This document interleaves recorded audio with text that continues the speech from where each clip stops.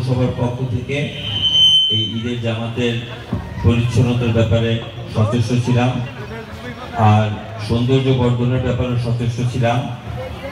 গতানুগতিকভাবে যেভাবে ঈদের জামাত হয়ে থাকে, ভোগলাগুলি যেন পরিচ্ছন্ন থাকে, সকল কাতারে যেন কাপড় দেওয়া হয়, সৌন্দর্য বর্ধনের জন্য যেন বেলুন হাদিস কোরআনের বাণীগুলি থাকে, এই ব্যাপারে আমরা সচেষ্ট ছিলাম। কারণ আমরা জানি এই সকল কর্মকাণ্ড পৌরসভার আপনাদের অর্থের বিনিময়ে হয়ে থাকে। আপনাদের অর্জিত অর্থের যেই কর আমরা পৌরসভা পেয়ে থাকি, সেই কর থেকেই আমাদের সমুদয় কার্যগুলি সম্পাদন করতে হয়। কাজে আপনাদের বিশেষ সুবিধার ব্যবস্থা করা এটা আমাদের নৈতিক কর্তব্য।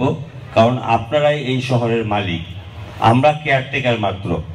কাজে এই শহরকে নিজের শহর ভেবে রাস্তাঘাট, পুল, কালভার্ট, ফুটপাথ থেকে শুরু করে পৌর প্রত্যেকটি সম্পদ কিন্তু আপনার নিজের সম্পদ, আপনার অর্থে গড়া এই শহর।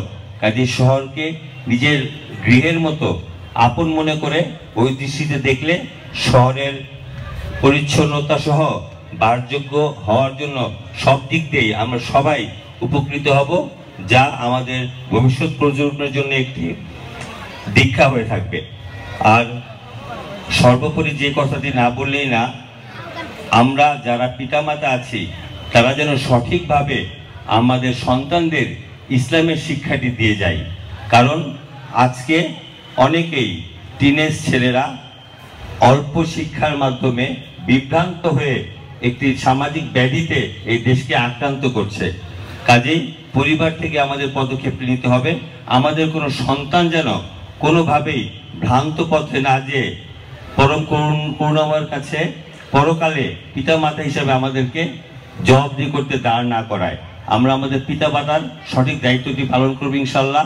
আমাদের সন্তানদের সঠিক ইসলামের শিক্ষাটি দিব, যার মাধ্যমে সে কোনোভাবেই কোনো কুচক্রী মহলের চক্রান্তের কবলে পড়ে ভুল পথে পা বাড়াবে না।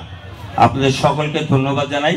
আবারও ঈদ মোবারক জানিয়ে আগামী ঈদে যেহেতু আমাদের জনগোষ্ঠীর অর্ধেকই মহিলা, সামনের ঈদে মহিলাদের জন্য এই জামাতে একটি বিশেষ ব্যবস্থা করতে পারি সেই আশাবাদ ব্যক্ত করে আপনাদের কাছে পৌরসভার আপনার শহরকে রক্ষার জন্যে, সুন্দর করার জন্য, ভালো করার জন্য সকল প্রকার সহযোগিতা কামনা করে বিদায় নিচ্ছি। আসসালামু আলাইকুম। ঈদ মোবারক। জয় বাংলা, জয় বঙ্গবন্ধু। পিছনের দিকে